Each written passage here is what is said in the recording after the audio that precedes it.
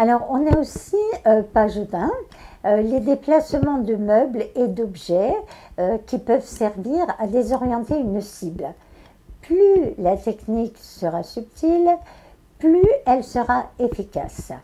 Alors là, c'est une note personnelle. Il y a des textes écrits par des personnes ayant travaillé dans des réseaux plus importants qui indiquent qu'à chaque fois, ils devaient demander leur autorisation, une autorisation à leur supérieur, avant chaque micro-destruction.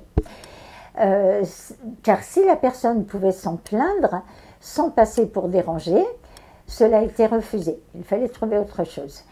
Pour certains, leur système de valeurs avait été détourné. Ce sont des gens qui sont sortis de ces réseaux. Leur système de valeurs avait été détourné. Ils pensaient faire quelque chose de bien. Mais lorsqu'ils ont réalisé qu'ils détruisaient des gens qui n'étaient absolument pas des dangers publics, ils ont pris le parti de dénoncer tout cela. Alors, page 21. Il suffit de changer de place un seul élément à la fois et ainsi on peut déplacer une chaise ou une lampe ou changer la corbeille à papier de place en la mettant de l'autre côté du bureau. Si la chaise est réglable, il suffit de la baisser ou de la remonter et le lendemain matin, un sentiment de vague malaise et de désorientation s'insinuera dans la cible, obligée de réajuster tout son environnement. Quand la cible finira par remarquer qu'il y a quelque chose d'anormal, elle sera incapable de l'expliquer. Car qui pourrait s'introduire dans son bureau ou sa maison pour faire seulement cela?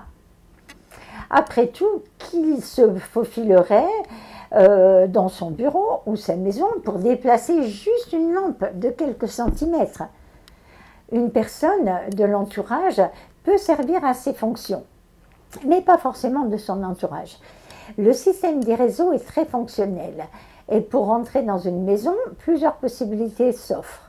Souvent d'ailleurs, mais pas toujours, avec quelques papiers officiels comme excuse au propriétaire, en lui disant que son ou sa locataire est un ou une terroriste potentielle, ou alors autre calomnie avilissante dont il est coutume d'affubler les cibles, il est possible d'obtenir assez facilement les clés. Évidemment, certains propriétaires prennent le soin de vérifier ces affirmations. Alors, les systèmes connectés qui renforcent la protection ne sont pas forcément les meilleurs, car tout ce qui est connecté est piratable à plus ou moins long terme. Le micro-vandalisme fait partie de cet ensemble de techniques.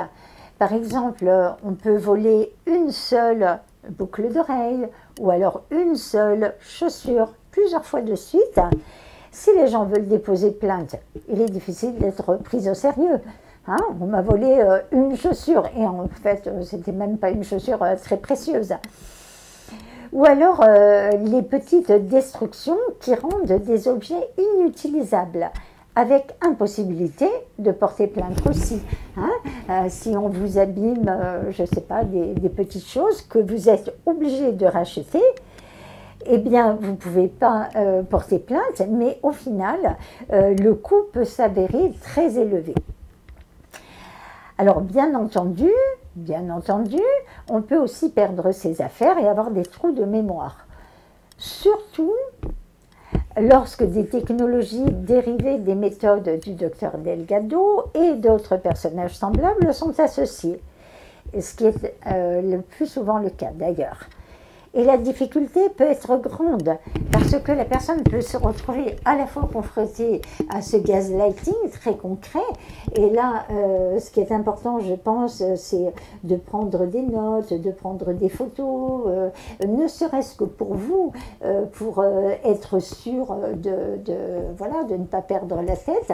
Et aussi, la personne est confrontée à des pertes de mémoire liées justement à ces technologies. Voilà.